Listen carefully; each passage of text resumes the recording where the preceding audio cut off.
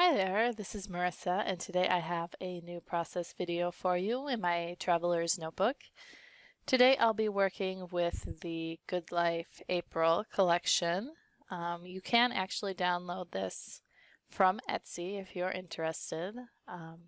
I generally sell my products through Pixel Scrapper, but this one I did put up on Etsy. It's a bit easier to get going. So if you like what you see here, please take a look at that.